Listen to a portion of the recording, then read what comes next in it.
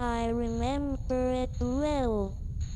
I asked you not to go, but all I heard was the screaming silence of the wind. And just like the wind will always blow through the leaves, I will always remember this as our last lost chance.